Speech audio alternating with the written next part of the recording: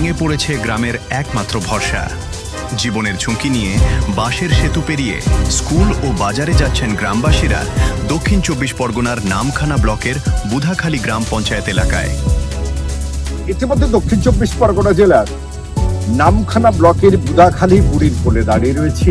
এখানে আসার একটাই কারণ, পোলটি বিপর্যস্ত, ভেঙে পড়েছে, এখনো কোনো উন্নয়ন হলো না। তবে বিগত দিনের কথা বলতে গেলে বলতে হয়, এই এলাকার বিধায়ক ছিলেন মন্টুরাম পাকিরাম, সুন্দরবন বিষয়ক উন্নয়ন মন্ত্রী ছিলেন। পরবর্তীকালে সুন্দরবন বিষয়ক উন্নয়ন মন্ত্রী ছিলেন বঙ্কিমচন্দ্র হাজরা। বর্তমানে কিন্তু এখানে দীপঙ্কর জানা। এই যে কাঠের পোলটি বা বৃষ্টি রয়েছে, আমি রীতিকে বলবো একবার দেখাবার জন্য। মানুষ পারাপার করছে জীবনের বাজি রেখে, যে কোনো মুহূর্তে বড় বিপদ ঘটতে পারে। আর সেই বিপদ থেকে অব্যাহতি পেতে এলাকার মানুষের দাবি, যদি পরিবর্তনের সরকার এই বৃষ্টি বা এই সেতুটি সংস্কার করত বা কোনো রকম কংক্রিট করত, তাহলে কিন্তু মানুষ পারাপার করতে পারে।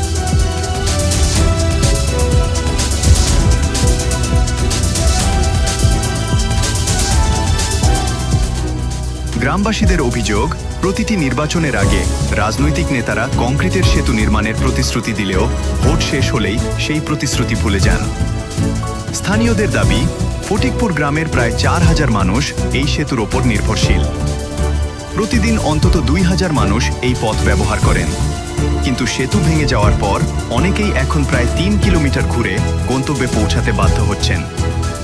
রাতের সময় পরিস্থিতি আরও ভয়াবহ হয়ে উঠছে। দুর্ঘটনার আশঙ্কায় আতঙ্কে রয়েছেন গ্রামবাসীরা। এখন এলাকাবাসীর একটাই দাবি, দ্রুত সেতুর মেরামত করতে হবে। পাশাপাশি ভবিষ্যতের কথা মাথায় রেখে সেখানে একটি স্থায়ী কংক্রিটের সেতু নির্মাণেরও দাবি জানিয়েছেন তারা।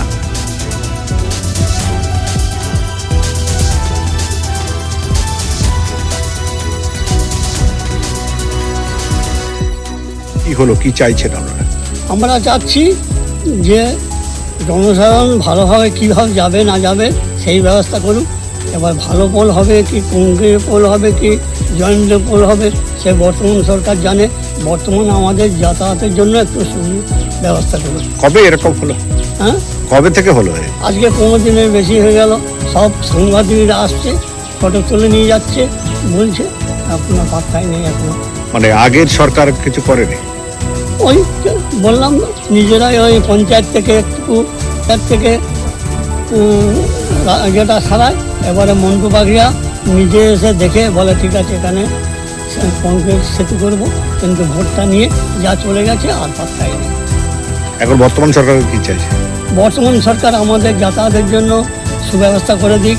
এবারে উনি কংক্রিট করবে কি করবে ওনার ব্যাপার। বর্তমান আমাদের যাতায়াতের জন্য ব্যবস্থা। আপনার নাম? তপন বেরা। এখন দেখার এই সরকার এই কাজ করে। দক্ষিণ 24 পরগনার গোপাল সিলের রিপোর্ট, নিউ ইন্ডিয়া বাংলা।